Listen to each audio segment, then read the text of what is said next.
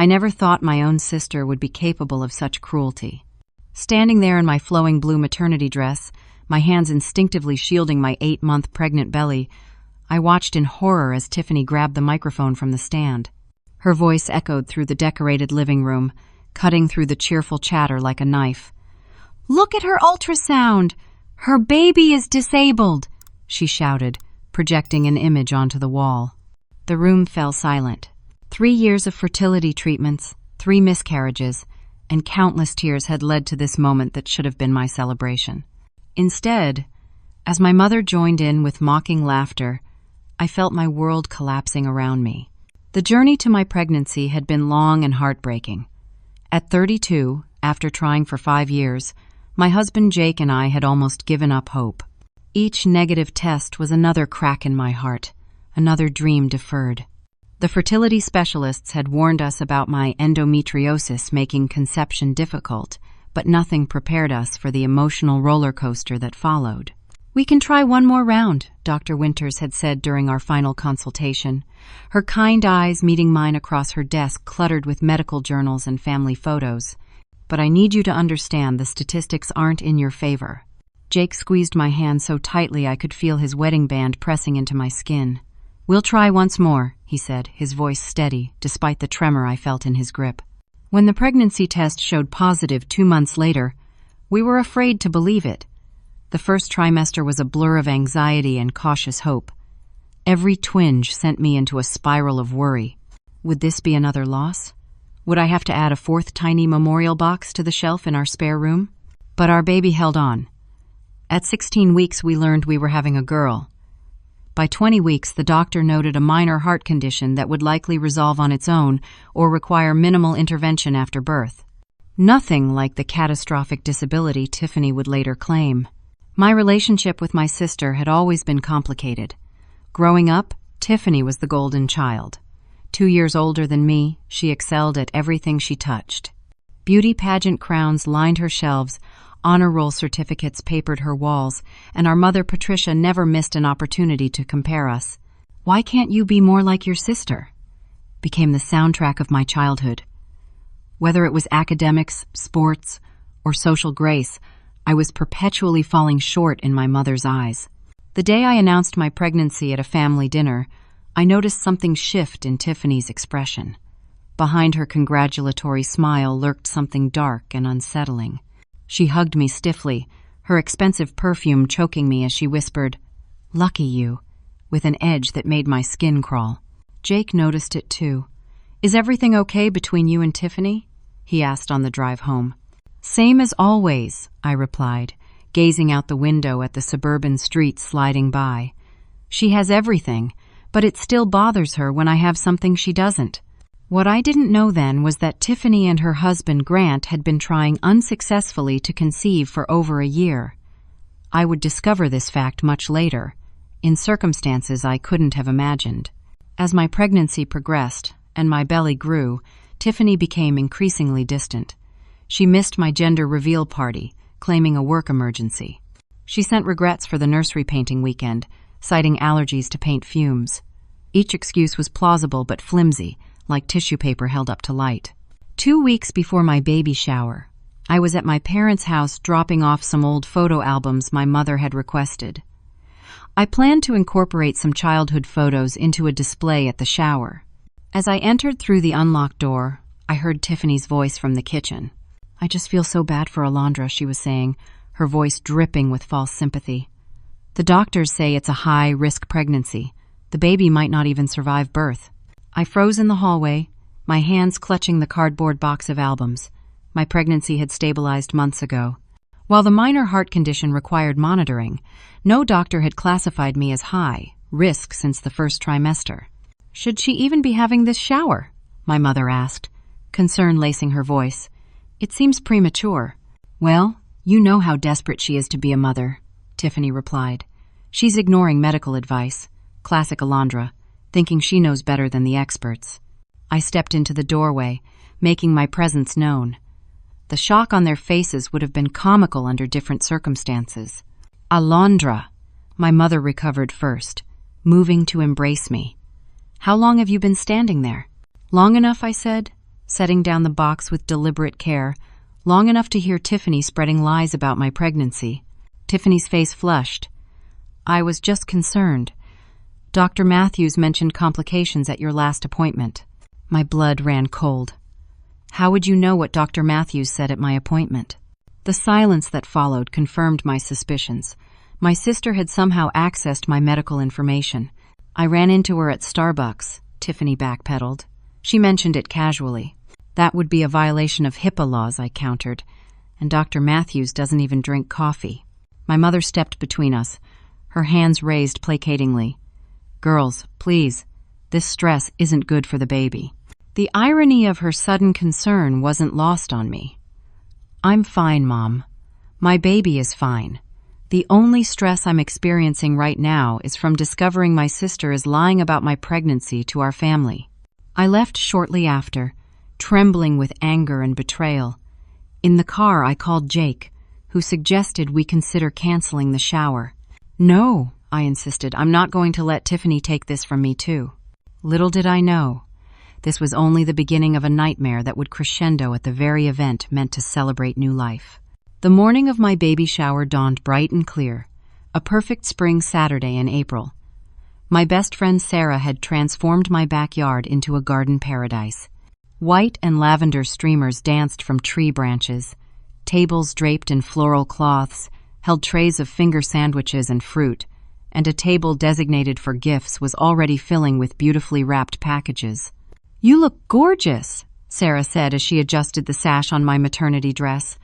At 8 months pregnant, I felt anything but gorgeous, but the love surrounding me that morning made me feel beautiful nonetheless.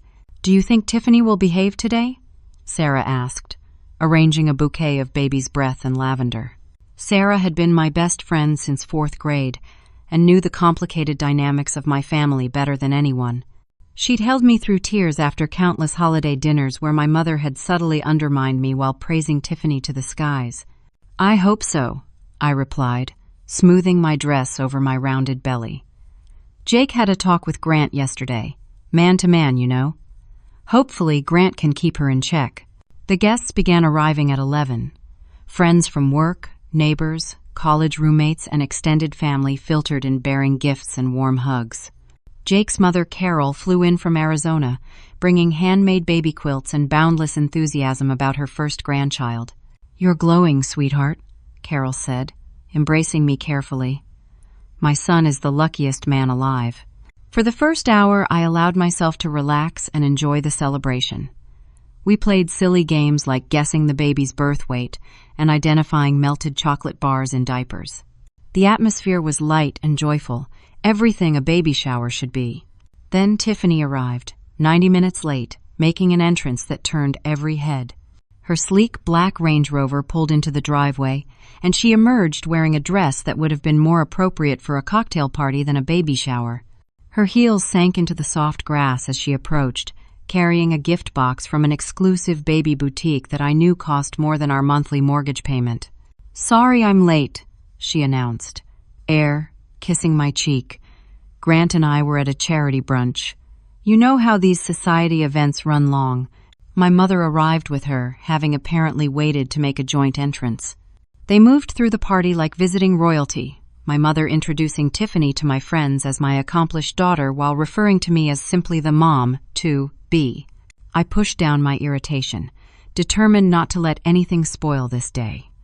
Jake hovered protectively nearby, refreshing my lemonade and making sure I stayed off my swollen feet as much as possible.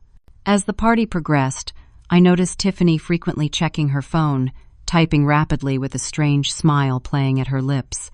At one point, I saw her showing something to my mother, both of them huddled over the screen before glancing in my direction. The gift, opening portion of the shower, began around 1:30. Seated in a decorated chair, I unwrapped presents while Sarah recorded each gift for thank you cards later. Jake's mother had given me a beautiful silver picture frame engraved with Our Greatest Adventure Begins, which brought tears to my eyes. Thank you so much, Carol. It's perfect, I said, genuinely moved by her thoughtfulness. As I reached for the next gift, Sarah leaned close to my ear. Don't look now, but Tiffany is going through your purse. I glanced up discreetly. In the corner by the gift table, Tiffany was indeed rummaging through my handbag, partially concealed by a decorative plant. "What is she doing?" I whispered to Sarah. "I don't know, but she just took something from your wallet." Before I could react, Tiffany slipped something into her own purse and headed toward the house. Through the large patio doors, I watched as she entered my home office where the guests had been leaving their personal belongings. "Jake," I called softly, motioning him over. "Can you check what Tiffany is doing in the office?" Sarah says she took something from my purse. Jake nodded and moved casually toward the house. By the time he reached the office, Tiffany was exiting with a satisfied expression. She passed Jake without suspicion, rejoining the party with renewed enthusiasm. "She had your phone?" Jake reported when he returned. "And I think she had one of your ultrasound photos, the one from last week's appointment." A knot formed in my stomach. Why would she want that? The answer would come sooner than I expected, and with consequences I could never have anticipated. After the gift opening concluded, Jake's mother stood to make a toast. Carol raised her glass of sparkling cider, her voice warm as she addressed the gathering. "To Alondra and Jake, who have waited so patiently for this blessing, may your daughter bring you all the joy your hearts can hold."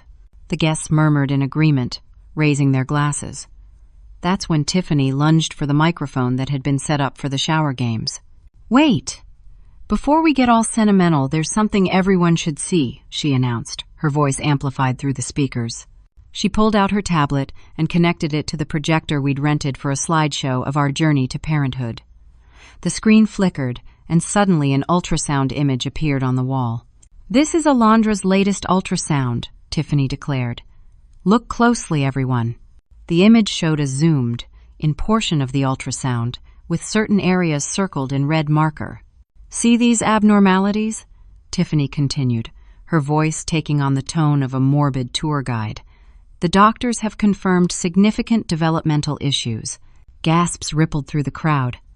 I sat frozen, unable to comprehend what was happening. The ultrasound on display was indeed mine, but it had been altered. The circled areas were normal developmental features, not abnormalities. "Tiffany, stop this right now!" Jake demanded, moving toward the projector. "Why? Because you and Alondra have been hiding the truth?" Tiffany shot back. "Everyone deserves to know what they're celebrating here today.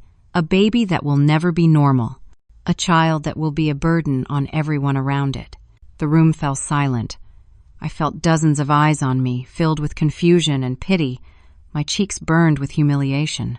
"Only a fool would give birth to such a useless child," my mother suddenly interjected, rising to stand beside Tiffany. "Alondra, we've been trying to tell you for months that you should consider other options. Adoption, perhaps, or even termination, though it's quite late now." The cruelty of their words sliced through me. This child, my daughter, who had survived against all odds, being dismissed as useless by her own grandmother.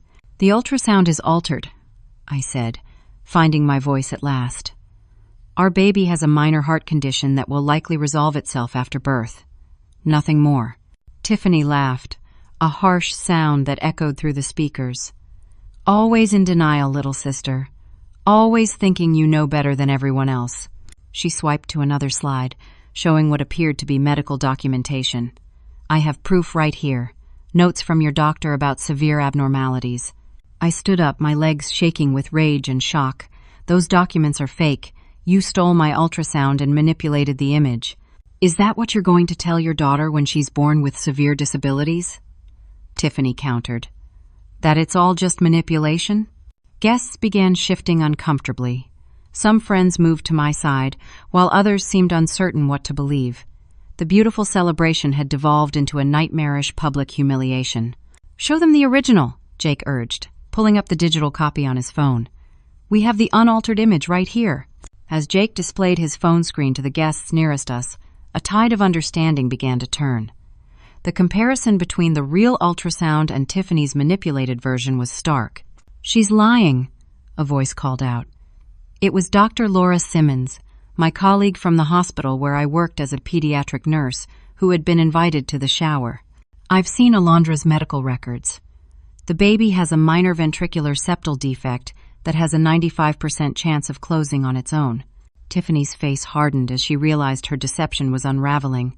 "You're all just enabling her delusions." "The only delusional person here is you," Jake said firmly. "And I think it's time for you to leave." My mother rushed to Tiffany's defense. "How dare you speak to my daughter that way? Tiffany is just concerned about Alondra's welfare." "By publicly humiliating her at her baby shower?" Sarah interjected incredulously. "By stealing and manipulating private medical images? That's not concern. That's cruelty." The party had completely fractured. Some guests were gathering their belongings, while others clustered in shocked conversations. Jake's mother was on her feet, her face flushed with protective anger. "I think both of you should leave," Carol stated, addressing my mother and sister with barely controlled fury. "I've watched for years as you've undermined and belittled Alondra. I held my tongue out of respect, but this crosses every line of decency." My mother's face contorted with indignation. "This is family business. You have no right to intervene." "Alondra is my family too," Carol replied steadily. "And I will not stand by while you abuse her this way." The confrontation had reached a breaking point. Guests were witnessing the ugly unraveling of familial bonds that had been strained for decades. But even in my wildest nightmares, I could never have predicted what happened next. "You've always been jealous of Tiffany," my mother accused, turning her wrath toward me. "Ever since you were children. Now you can't stand that she's trying to help you face reality." The absurdity of her statement momentarily robbed me of speech. Jealous? When my entire childhood had been spent in Tiffany's shadow? When every accomplishment of mine had been measured against my sister's and found wanting? "Mom," I said, struggling to keep my voice level, "the reality is that Tiffany created a false narrative about my baby's health. She stole my private medical information and manipulated it to humiliate me in front of everyone I care about." "You're twisting things as usual," Tiffany snapped. "I was trying to prepare everyone for the truth that you're too stubborn to accept." "The truth?" I felt something break loose inside me, years of suppressed anger finally finding voice. "The truth is that you've never been able to stand when anything good happens to me. The truth is that you're so insecure that you need to tear me down to feel better about yourself." Tiffany's face flushed crimson. "You ungrateful little bitch," she hissed, dropping all pretense of concern. "You think you're so special because you finally managed to get pregnant? Do you have any idea what Grant and I have been going through trying to have a baby?" The revelation confirmed my earlier suspicions. This wasn't about concern for my health or my baby's well-being. This was about jealousy, pure and simple. "I'm sorry you're struggling," I said sincerely.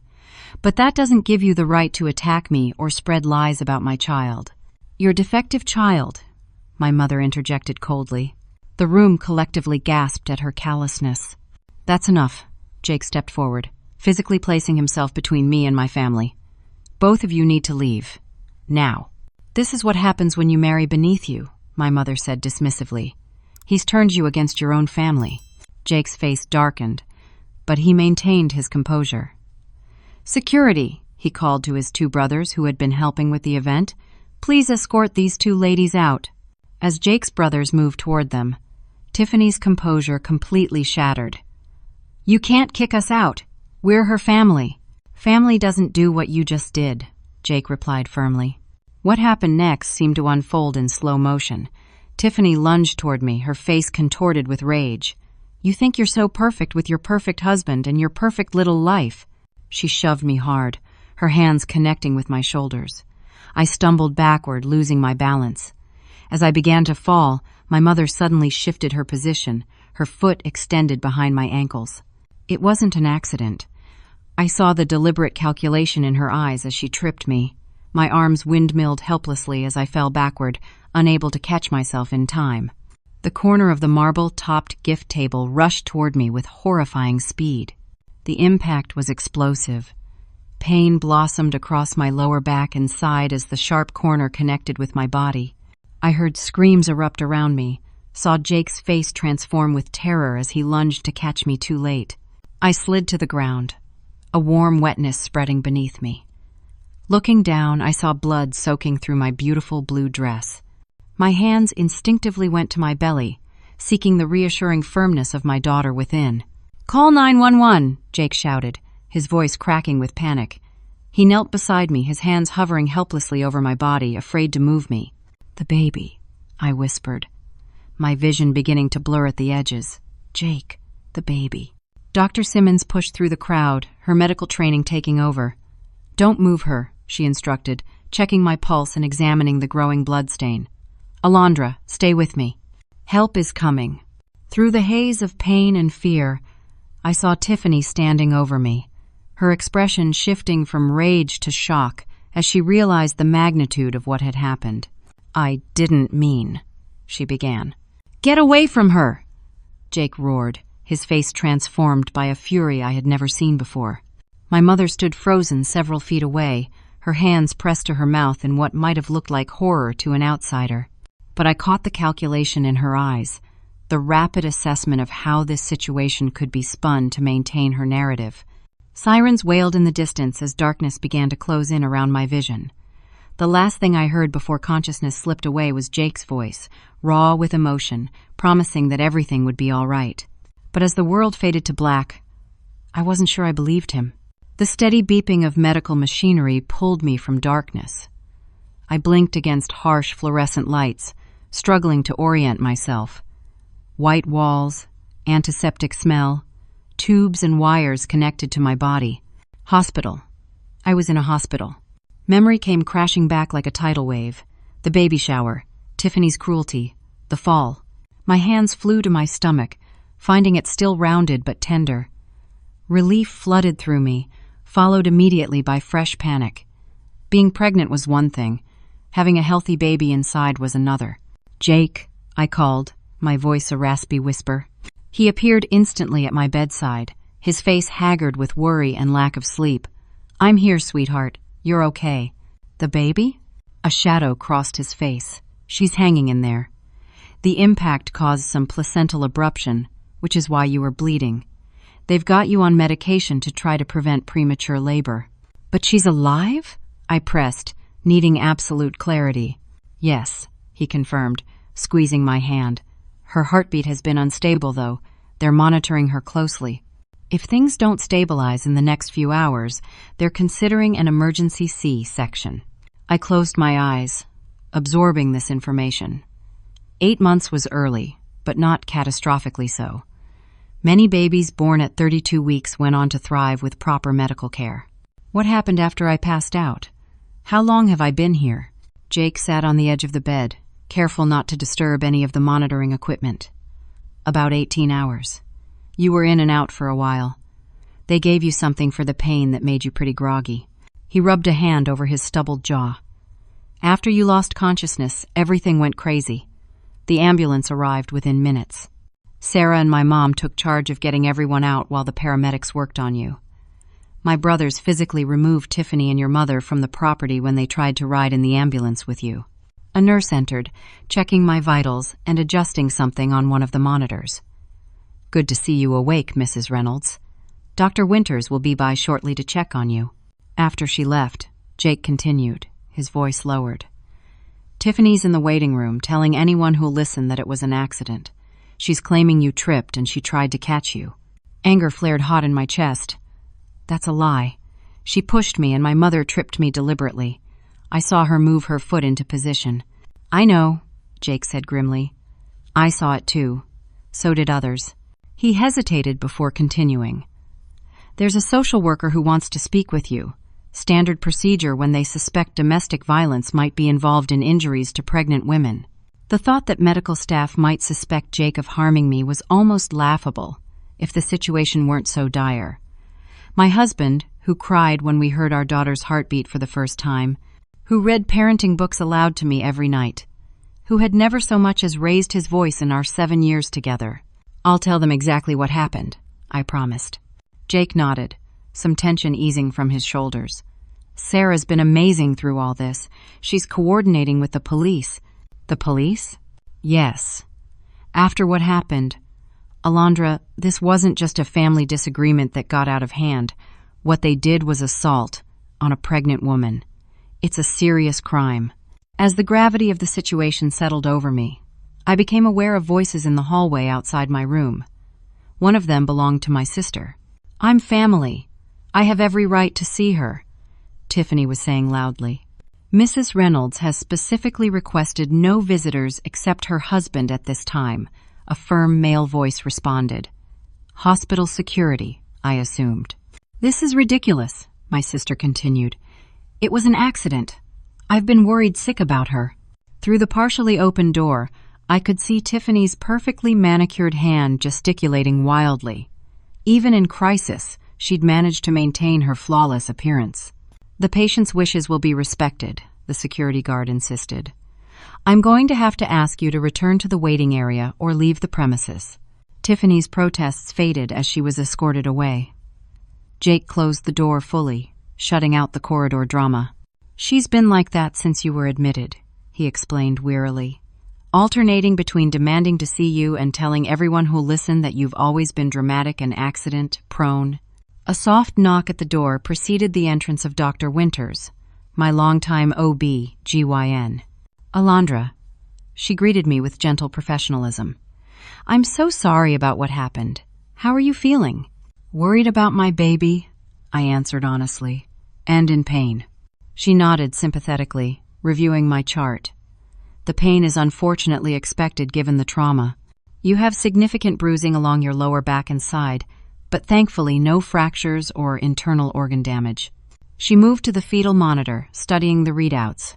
"Your daughter's vitals have been concerning. The impact caused a partial placental abruption, which means part of the placenta separated from the uterine wall.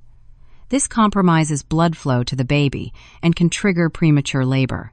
Is she going to be okay?" My voice cracked with emotion. Dr. Winters placed a reassuring hand on my arm. "We're doing everything possible to stabilize the situation. The medication seems to be helping control the contractions, and the bleeding has slowed considerably. These are positive signs."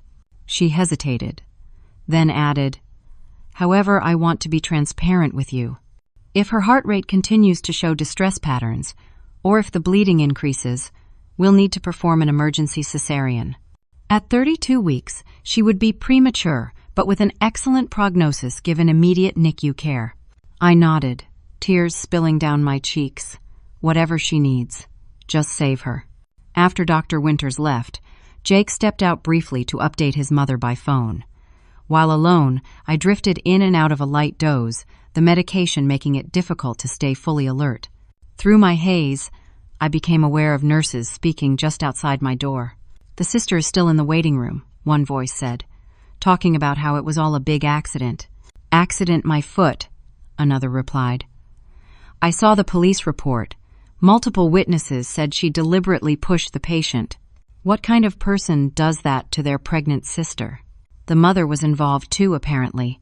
Tripped her as she was falling. That's just evil. Pure evil. Their voices faded as they moved down the corridor, but their words lingered in my mind. Evil. Was that what my family had become? Or had they always been this way, and I'd been too desperate for their approval to see it? My thoughts were interrupted by another knock. This time it was Sarah, accompanied by a tall woman in a pantsuit who introduced herself as Detective Ramirez. "Mrs. Reynolds, I know this is a difficult time," the detective began gently, "but we need your statement about the events at your home yesterday." Sarah moved to my side, squeezing my hand supportively. "I have something to show you first," she said, pulling out her phone. "I was recording the gift opening for the thank you notes, and I never stopped the video when everything happened." She handed her phone to Detective Ramirez, who watched with professional focus. I glimpsed portions of the screen from my bed. The video clearly showed Tiffany's aggressive advance toward me, the shove, and most damningly, my mother's deliberate foot placement that ensured my fall would be catastrophic. "This is extremely clear evidence," Detective Ramirez stated, looking up from the screen. "Along with the statements we've already collected from other witnesses, we have a solid case for assault charges." "There's more," Sarah added quietly. She retrieved her phone and swiped to a different screen. "After everything happened and Alondra was taken to the hospital, I went back to help Jake's brothers secure the house. I found Tiffany's phone on the patio where she'd dropped it during the commotion." She hesitated, looking at me with concern. "I know it was wrong to look through it, but I was so angry about what she'd done to you." I found text messages between Tiffany and your mother, planning the whole thing. Detective Ramirez's expression sharpened with interest. May I see those? Sarah nodded, scrolling through the phone. Here. These go back weeks. The detective read silently, her face growing increasingly grave. Finally, she looked up at me. Mrs. Reynolds, these messages indicate your sister and mother were planning to humiliate you at the baby shower for some time. There's discussion about accessing your medical records illegally and manipulating images. She scrolled further. There's also explicit mention of Tiffany's fertility struggles and her resentment of your pregnancy. The final piece of the puzzle clicked into place. My sister's inexplicable cruelty had been fueled by the pain of her own unsuccessful attempts to conceive. Instead of seeking support or expressing her feelings honestly, she had channeled her hurt into a calculated plan to destroy what should have been one of the happiest days of my life. Will you press charges? Detective Ramirez asked directly. I looked at Sarah, then toward the door where Jake was just returning. His face told me he had heard the question. Yes, I said firmly. Yes, I will. The next 24 hours passed in a blur of medical interventions and police interviews. Despite the best efforts of Dr. Winters and her team, my daughter's heart rate continued to show distress patterns. By the following morning, the decision was made. I would undergo an emergency C-section. Your body has been through significant trauma, Dr. Winters explained, as nurses prepped me for surgery. The stress is affecting both you and the baby. At 32 weeks, she has an excellent chance of thriving in the NICU, but we can't wait any longer. Jake suited up in sterile garb to join me in the operating room, his face pale but determined. We're going to meet our daughter today, he said, attempting a smile that didn't quite reach his eyes. The procedure itself was surreal. Though I was awake behind the surgical drape, the sensation of pressure without pain created a dreamlike quality to the experience. When a tiny, indignant cry pierced the operating room, tears of relief streamed down my face. 6 pounds, 2 ounces, the neonatologist announced. Good size for 32 weeks. They whisked her to a warming table for immediate assessment. Jake divided his attention between me and our daughter, torn between two loves. Go to her, I urged. Make sure she's okay. As the surgical team completed my procedure, Jake stood by our daughter's side, speaking softly to her as the NICU team worked. Emma Grace Reynolds, he said when he returned to my side. Just like we planned. She's perfect, Alondra. Absolutely perfect. Emma was taken to the NICU for observation and support, while I was moved to recovery. The separation was painful, but knowing she was receiving the best possible care provided some comfort. As I recovered from surgery, a steady stream of visitors arrived bearing flowers, stuffed animals, and heartfelt support. Jake's mother, Carol, practically moved into the hospital, dividing her time between sitting with me and watching over Emma in the NICU. She has your eyes, Carol reported, showing me photos on her phone until I was well enough to be wheeled to the NICU myself. And Jake's stubborn chin. Sarah coordinated a meal train and managed communications with concerned friends, filtering information to protect me from additional stress. My colleagues from the pediatric ward where I worked as a nurse sent a massive arrangement of flowers with a card signed by everyone on staff. Conspicuously absent were any well wishes from my mother or sister. Through Sarah and Detective Ramirez, I learned that both had been formally charged with assault on a pregnant woman, a felony in our state. They had been released on bail pending trial, with strict orders to have no contact with me or my family. Despite the no-contact order, my mother attempted to send a basket of baby items to my hospital room. The accompanying card read simply, "Blood is thicker than water. We need to talk." I asked the nurses to donate the items to the hospital's charity program. On my third day post-surgery, a surprise visitor arrived. My father, Thomas Lawson, whom I hadn't seen in over 2 years, appeared in my doorway holding a small pink teddy bear. "Dad?" I managed, genuinely shocked by his presence. He shifted awkwardly, his tall frame seeming too large for the hospital room. Sarah called me, told me what happened. I caught the first flight from Seattle. My parents had divorced when I was 12, my father unable to tolerate my mother's manipulative behavior and favoritism toward Tiffany any longer. While he had always maintained contact with me, Geographic distance and my mother's interference had strained our relationship over the years. "I'm so sorry, Alondra," he said, his voice rough with emotion. "I should have been here, should have protected you somehow." "You couldn't have known," I assured him, touched by his presence. He settled into the visitor's chair, looking older than his 58 years. "I did know, though. I knew exactly what Patricia and Tiffany were capable of. I just never imagined they'd go this far." Over the next hour, my father shared things I had never known about my family. How my mother had always displayed narcissistic tendencies, creating a golden child in Tiffany and a scapegoat in me to fulfill her emotional needs. How he had fought for full custody during the divorce but lost to my mother's skilled manipulation of the court. Most shocking of all was his revelation about my older sister Audrey, who had died when I was only 3 years old. "You probably don't remember her," my father said gently. "You were so young when it happened." I shook my head, having only the vaguest recollection of a smiling girl with pigtails. "Audrey had asthma," he continued. "Not severe, but it required management. One day while I was at work, she had an attack. Instead of giving her the inhaler immediately, your mother delayed, thinking Audrey was being dramatic for attention. By the time she finally called an ambulance, it was too late." Horror washed over me as I processed this information. "Are you saying Mom was responsible for Audrey's death?" "Legally, no. It was ruled a tragic accident.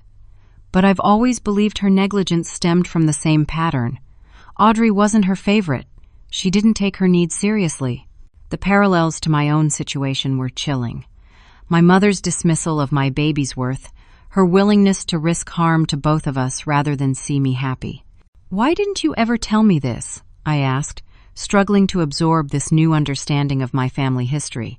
"I wanted to protect you from the truth. Maybe that was wrong." He looked down at his weathered hands. "I thought if I maintained some relationship with you, I could intervene if things got bad. But I underestimated how skilled Patricia is at presenting a normal face to the world." As we talked, Jake arrived with an update from the NICU. Emma was doing well, breathing on her own with only minimal oxygen support. Her heart condition was being closely monitored but seemed to be functioning adequately. "The neonatologist says she's remarkably strong for a 32-weeker, Jake reported, his face lighting up with paternal pride. "They're calling her their little fighter." My father stood to shake Jake's hand. "Sounds like she takes after her mother," he said with a sad smile. Over the following days, as I recovered enough to spend more time with Emma in the NICU, another disturbing development emerged. Sarah received calls from mutual acquaintances reporting that my mother was telling people I had fabricated the assault. "She's saying you've always been unstable and attention-seeking," Sarah reported reluctantly. "That you fell accidentally and are using it to punish her and Tiffany because you're jealous of their close relationship." Though I had expected some form of denial, the extent of my mother's campaign to discredit me was shocking. More surprising was that several distant family members and acquaintances appeared to believe her version of events. "How can anyone believe that?" I asked Jake in disbelief. "There were dozens of witnesses. There's video evidence. People who haven't seen the evidence are just hearing her side," Jake reasoned, though I could see the anger simmering beneath his calm exterior. "And people who've known your mother for years may find it hard to believe she could do something so terrible." Detective Ramirez confirmed that both my mother and sister were maintaining their innocence, claiming I had fabricated the assault accusations due to pregnancy-related mental instability. "It's a common defense tactic," the detective explained during one of her visits. "But don't worry, the evidence is overwhelming. The video, the text messages, multiple witness statements. They're facing serious charges." Despite these reassurances, the knowledge that my mother was actively working to turn family members against me during this vulnerable time was another wound on top of everything else I had endured. As Emma grew stronger in the NICU, and my physical recovery progressed, I began working with a trauma therapist to process the complex emotions surrounding my family's betrayal. "What you're experiencing is a form of complicated grief," Dr. Melinda Carter explained during our sessions. "You're not just healing from physical trauma, but from the loss of the family you thought you had, or hoped you had." Those words resonated deeply. Despite years of subtle emotional abuse, I had never fully acknowledged the toxic nature of my relationship with my mother and sister. Some part of me had always clung to the hope of eventually winning their genuine love and approval. The hardest part, I admitted to Dr. Carter, is knowing they're out there spreading lies about me, making me look like the villain in their story. That's very common with narcissistic family dynamics, she replied. When confronted with their own harmful actions, they often flip the narrative to preserve their self-image as the injured party. While I worked through these painful revelations in therapy, Emma continued to thrive. Day by day, she met developmental milestones that moved her closer to coming home.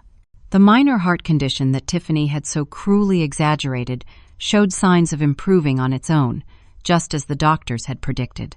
On the day Emma was finally cleared to leave the NICU, 2 weeks after her birth, I held her in my arms and made a silent vow. This precious child would grow up surrounded by genuine love and support. She would never know the pain of conditional approval or emotional manipulation. The toxic cycle that had damaged 3 generations of women in my family would end with me. 6 months after Emma's birth, our lives had found a new rhythm. The physical scars from my emergency C-section had faded to silvery lines, though the emotional healing was an ongoing process. Emma had flourished beyond all expectations.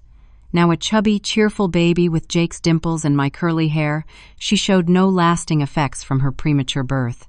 The ventricular septal defect had closed completely by her 4-month checkup, requiring no intervention at all. "She's perfect," Dr. Winters had pronounced at that appointment, her smile warm with genuine pleasure. Absolutely textbook development. Our home had been transformed as well. The room that had once hosted my disastrous baby shower had been completely redecorated, the marble table and all painful reminders removed. In their place was a bright, airy space filled with Emma's toys and the comfortable chaos of a house centered around a beloved child. The legal proceedings against my mother and sister had progressed slowly but inexorably. Both had initially pleaded not guilty, maintaining their narrative that I had fabricated the assault claims. However, when presented with the overwhelming evidence against them, including Sarah's video recording and the incriminating text messages, their attorney had negotiated a plea deal. Tiffany faced 18 months probation and mandatory anger management counseling, along with a restraining order that prohibited her from coming within 500 feet of me, Jake, or Emma. My mother received a similar sentence, with the addition of community service hours. The criminal proceedings were only part of the story. The incident had sent shockwaves through our extended family and social circles, forcing people to take sides in a situation where the evidence left little room for ambiguity. Many who had initially believed my mother's version recanted after seeing the video evidence, reaching out with belated apologies and support. Others, particularly those who had enabled my mother's behavior for decades, doubled down on their defense of her. These relationships I let go without regret, recognizing them as extensions of the toxicity I was determined to remove from my life. My relationship with my father had been rekindled through the ordeal. Thomas had extended his initial visit into a 2-month stay, helping Jake and me adjust to parenthood while offering the paternal support I had missed for so many years. He had since returned to Seattle but visited monthly and made daily video calls to coo over his granddaughter. "I spent too many years letting distance be an excuse," he told me during one visit.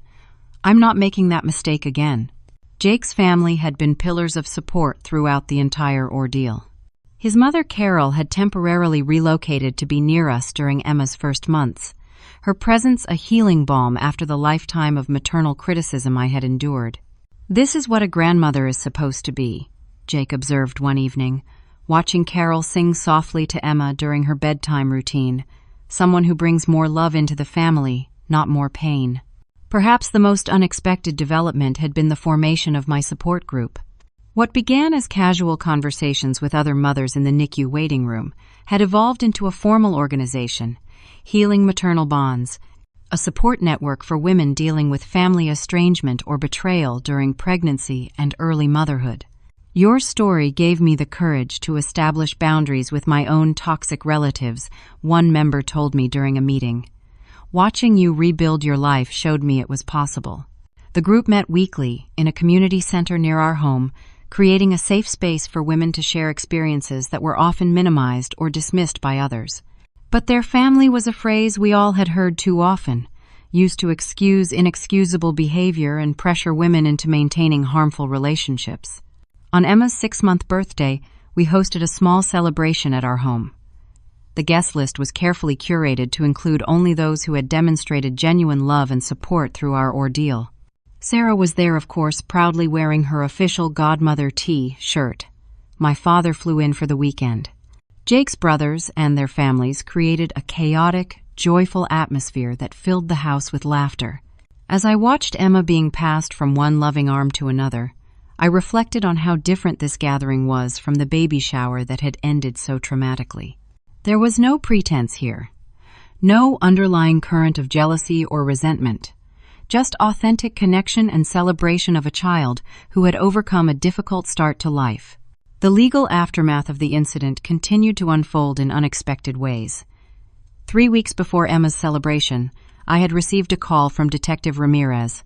"I thought you should know," she said. "Your sister's husband filed for divorce last week.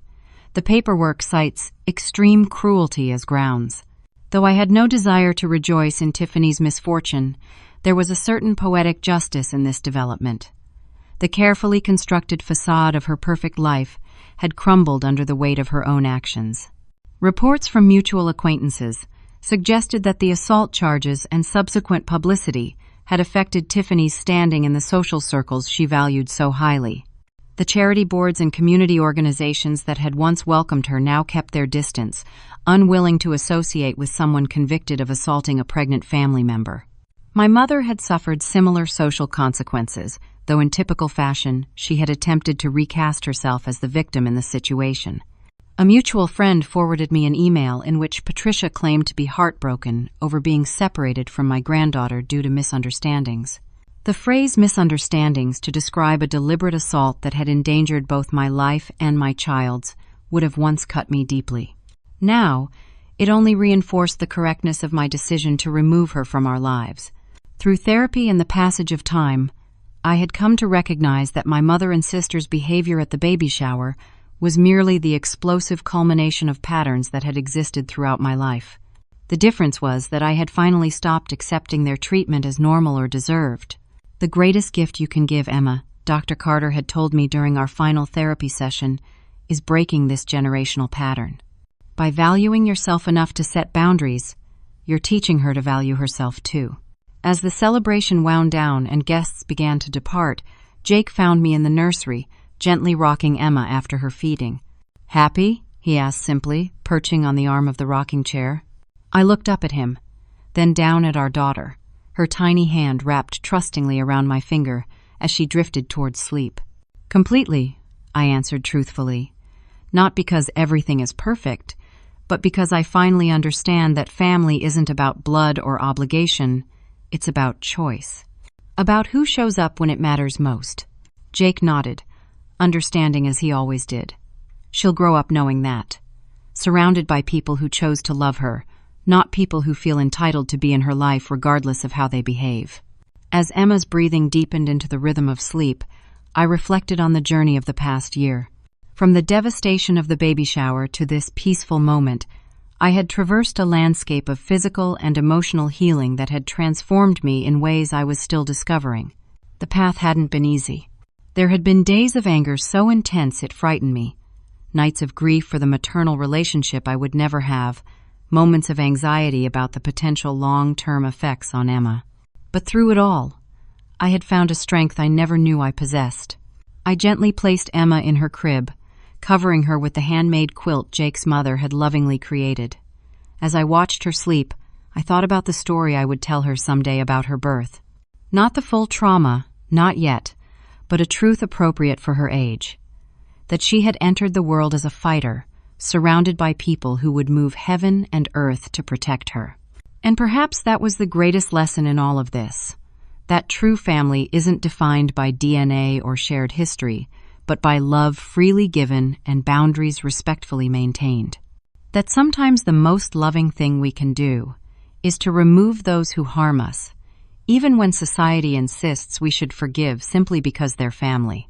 Emma would grow up knowing her worth was intrinsic, not dependent on performance or conformity to others' expectations. She would learn that love doesn't require the sacrifice of dignity or safety. These were the gifts that had emerged from the wreckage of that terrible day, precious and hard won. As I turned on the nightlight and prepared to leave the nursery, I paused for one last look at my sleeping daughter. In her peaceful face, I saw not just the future, but a promise fulfilled. The cycle of maternal harm that had wounded generations of women in my family had ended. Emma would inherit a different legacy, one of strength, authenticity, and love without conditions. Have you ever had to make the difficult decision to cut ties with toxic family members for your own well-being? I'd love to hear your thoughts and experiences in the comments below. If this story resonated with you, please like and subscribe to hear more stories of overcoming family trauma and building healthier relationships. And if you know someone who might benefit from this message, please share it with them. Thank you for listening to my journey, and I wish you strength and healing on your own path to defining what family truly means.